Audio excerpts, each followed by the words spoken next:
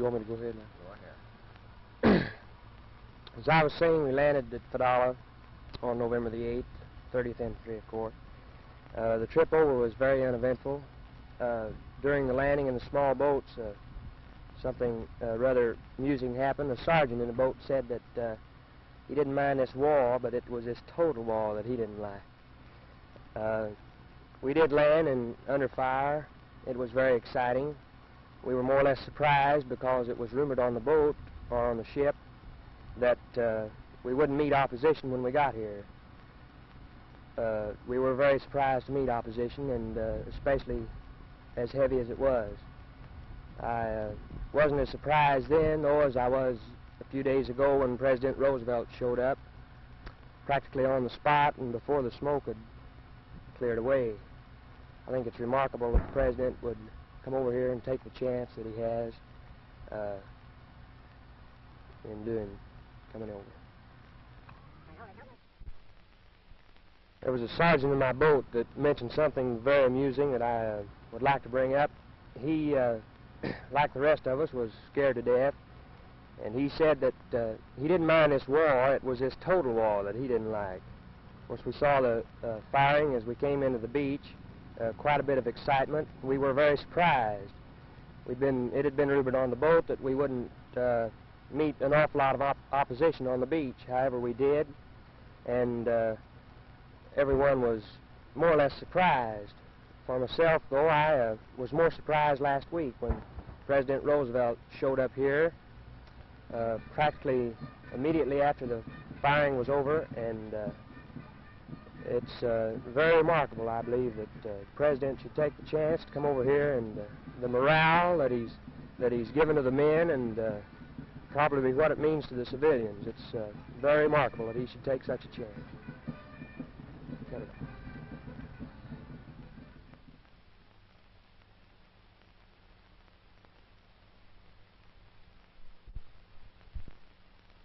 off. Where's your home? Buffalo, New York. You were in the first wave that landed? I sure was. We landed in Fadala. And there was a lot of excitement going on. And when we landed, was I scared? Well, I believe I dug the fastest foxhole than anybody in the outfit. And I didn't need a trench tool either. After I got it dug, I turned around. I started to get in it. There was somebody else in there.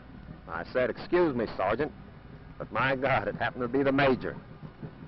Well, I was scared for about 2 or 3 weeks from then, until I heard the President was here, and we got a chance to see him. Well, I thought that was mighty remarkable for the President to be right here on the front lines with us. And if he wasn't scared, I don't think we should be as scared. This is an amphibious outfit I'm with, and we have to make a lot of landings. But there's just one more landing I want to make, and that is home.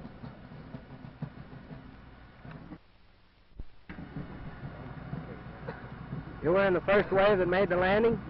I sure was, in Fadala. And we had plenty of excitement. And I was plenty scared. There was a lot of shooting. And I believe I dug the fastest foxhole than anybody in the outfit. And I didn't need a trench tool either. I believe I dug the...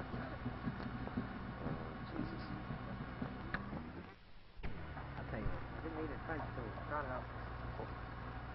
Starting there. Yeah, I didn't need a trench tool. I didn't need a trench tool either.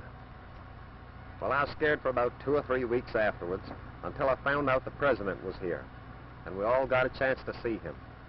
And I thought that was very remarkable, to know that the President was here, right in the front lines with us. And if he wasn't scared, I don't think we should have been scared.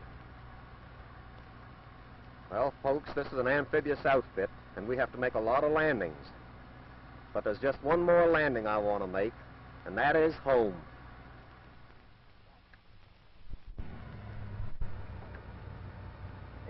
Say, folks, I used to think my wife and daughter were the only 2 stars in my blue heaven, but I've found out different since I've been over here.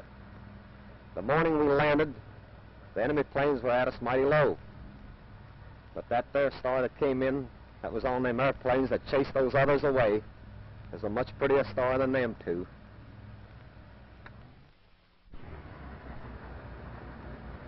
Say, folks, I used to think the only two stars in my blue heaven was my wife and daughter, until I come over here.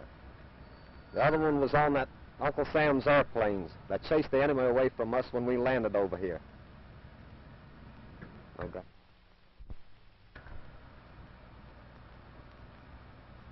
You know, folks, I used to think my wife and daughter were the only two stars in my blue heaven. But I've found a much prettier one since I've been over here. And that's that little white star on Uncle Sam's airplanes that chased the enemy away.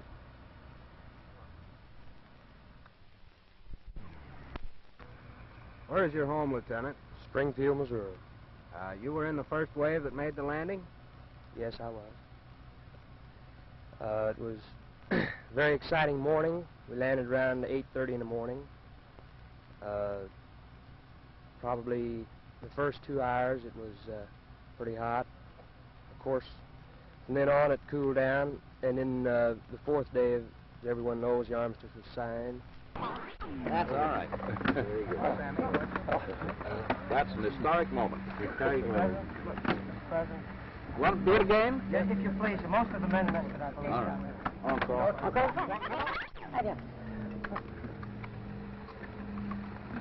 C'est la guerre moderne. Right. I'll make the arrest. C'est ça. Au revoir, monsieur Poignée. Contiens mes avions. Oui, oui. Oui. No, I don't think we've been done. Wait, you're done?